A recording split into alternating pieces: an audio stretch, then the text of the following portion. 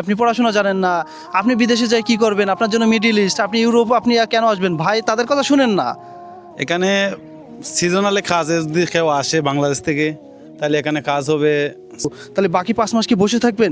অসম্ভব। অনেকে ভাই বাংলাদেশ। আচ্ছা, যে আপনারা যে 2026 সালে গ্রিসে আসতে যাচ্ছেন হোটেলের কাজে, আপনাদের সাথে আমি 3টে টপিক আমি শেয়ার করব। প্রথমটা আমার থাকতেছে গ্রিসে আসার পরে কেমন স্যালারি থাকবে আপনাদের, আর দ্বিতীয়টা থাকতেছে কতদিন কাজ থাকবে গ্রিসে আসার পরে, তৃতীয়টা থাকতেছে আমার ব্যক্তিগত মতামত আমি শেয়ার করব। সেটা ভিডিওর মাঝখানেও বলতে পারি, লাস্টও বলতে পারি। যাই হোক, আমরা প্রথমে হোটেলে ভিজিট করি। আমাদের সাথে জাভেদ ভাই থাকতেছে। ওনাকে নিয়ে আমি আরেকটা ভিডিও বানাইছিলাম, সেটা যদি না দেখে থাকেন আপনারা সেটাও দেখে আসতে পারেন।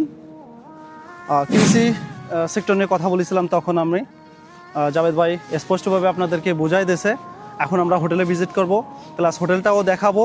দেখানোর পরে আপনারা স্পষ্টভাবে বুঝতে পারবেন, সব কিছু আপনারা ক্লিয়ার হয়ে যাবেন। তো আমরা প্রথমে জাভেদ ভাইয়ের কাছ থেকেও শুনবো যে জাভেদ ভাই এখানে আসার পরে কি স্যালারিটা কেমন। আমি বলবো না, জাভেদ ভাইয়ের কাছ থেকে শুনে আপনাদের কাছে আমি শেয়ার করবো। যাই হোক, জাভেদ ভাই কেমন, জাভেদ ভাই কেমন আছেন? এই তো ভাই আলহামদুলিল্লাহ ভালো।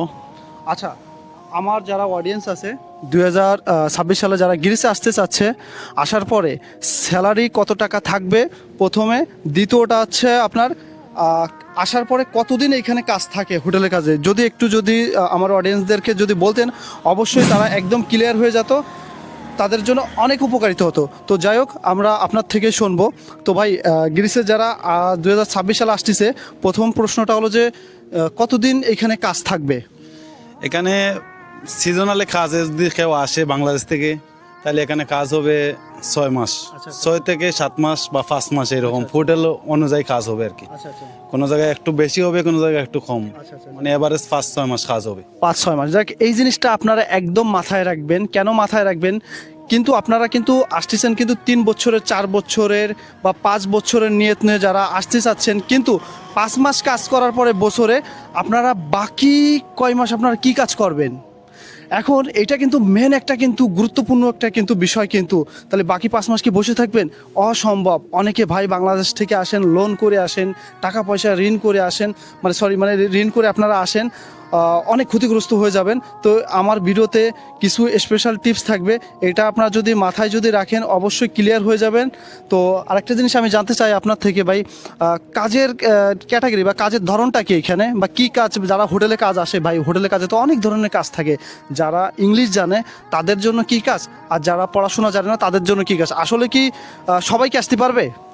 ভাই সবাই আসতে পারবে, সমস্যা নাই। তবে এখানে কাজ 2-3টা সিস্টেমে কাজ আছে, মানে বুঝতে পারছেন। তখন একটা হয়েছে কি আপনার মনে করেন যারা ইংলিশ কথাবার্তা বলতে পারে এর জন্য একটু উন্নত কাজ আর কি।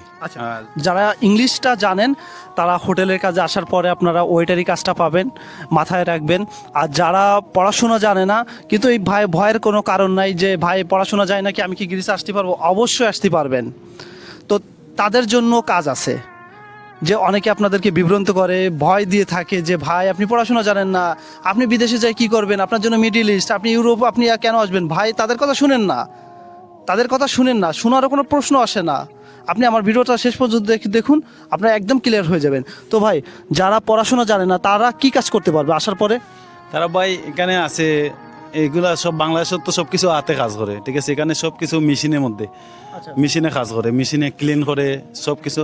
আপনি যদি লেখাপড়া না জানেন আসেন এদেশে, কোনো সমস্যা নাই, কাজ করতে পারবেন। এখানে মনে করেন আমি আরেকটা কথা আপনাদেরকে বলেছিলাম যে বেতন কেমন হবে, সর্বনিম্ন বেতনটা আপনাদেরকে বলি ভাই, বেশির কোনো শেষ নাই, কিন্তু অনেক টাকা কিন্তু উপার্জন করতে পারে। কিন্তু আপনার 1 লাখ থেকে শুরু করে আপনার 5 লাখ, 7 লাখ, 8 লাখ, 10 লাখ টাকাতেও ইনকাম করতে পারে। যাই হোক, আমরা জাভেদ ভাইয়ের কাছ থেকে শুনি।